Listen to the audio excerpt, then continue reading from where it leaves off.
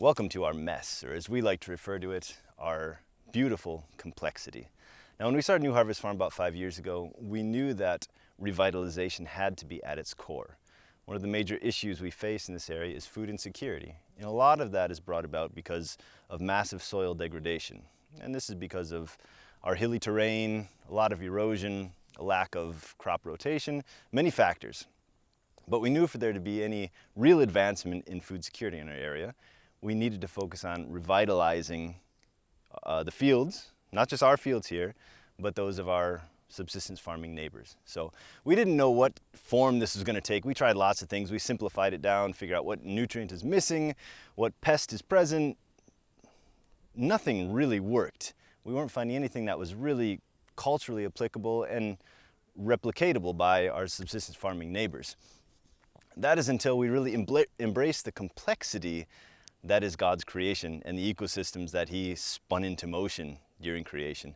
And that's where we stumbled onto a system like this, which we refer to as syntropic agriculture. Now, syntropic means a building of complexity. And as you can see, it's a bit messy, but there's reasons for this. Now, I want to show you a bit of the system here. As you can see, we have a row of trees here, and we have a row of trees about 10 feet away over there. In between these rows of trees, we use the area to plant other crops. Here we have lentils, for example. In our tree rows, we don't just plant a single kind of tree. We want to plant many, many kinds of trees. And that demonstrates another principle that we look for in the system, and that is called stratification. Now, for example, here we have a eucalyptus tree. This is a tall tree. It's growing very fast. This system's only been in about a year. And if we look down here, this is a jackfruit tree, which is going to be a bit shorter of a tree, especially right now it's very short. Here we have another one. This is called a cassia tree. This is a nitrogen fixer. But as you can see, all these trees are at different levels. Stratification means we can plant these trees close to each other. You'd never think you'd plant trees only 1.5 feet apart or even a foot apart. But because each one takes its place, this one's going to be high above everything else. This one can tolerate a little bit of shade, and that one down there can tolerate more shade. Each thing in its place, we're able to grow more trees closer together, and actually, the more we put into a system, the better health it actually seems to have. As you can see, these trees are beautiful. There's a year old. This is a rough lemon tree. This is a native mahogany.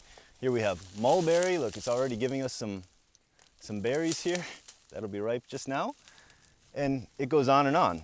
What we can do here is we can layer productivity. Now, what's really important when we're working with subsistence farmers is we want to make sure that we have something that we can eat today. We want to make sure we have something we can eat tomorrow, something we can eat in a week's time, something that's going to provide in 2 months, 6 months, a year. We just need to have this continual rotation of things to put on the plate. And that's another beautiful thing about this system, is that, for example, if we sneak up here, today we have lentils. We can eat this. There we go. Tomorrow this is cassava leaves. These make a really nice stew, actually. Very nutritious. We look further ahead. Of course, we have mulberries that we can eat that are coming online. We have these here, this is cassava also, and it makes a big tuber down there, and that is also another staple crop. So we have more that we can eat. We have pineapple plants up there that we're going to start getting pineapples off of in 2 to 3 months. Of course, you can eat pineapples. They're also a great cash crop. This is another very important thing right here. As part of the system, we are planting these trees. These are fast growers. This is a type of acacia tree. And these serve another purpose. These are going to give us firewood.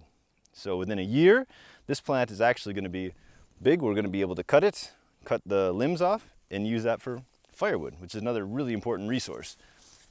And then we look to our future. We have mahogany trees that in 15 years are going to give us a big log, which we'll be able to sell. We'll have these eucalyptus in 5 to 7 years. That'll be big enough to either sell off, or we can use it for building homes, building buildings, whatever we want to do. We have tons of options. What we have here is layer upon layer upon layer of productivity. And this is actually after we've taken out all of our annual crops already. We took out corn, sorghum, sweet potatoes, beans, we had pumpkin.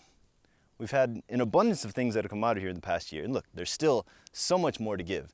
And this is so culturally applicable because you can do it on a hilly landscape. You can do it in fields that aren't giving anything. And the mechanisms that make this all work together are complex, but yet they're all put in motion by God's creation. And we're just utilizing His creation to create abundance. And it's really amazing to see. And that is why we're excited about what we're seeing here at New Harvest Farm. This field may not look like a field that you are used to seeing. It may look like a mess, but for us, this is beautiful complexity. And this is what revitalization looks like.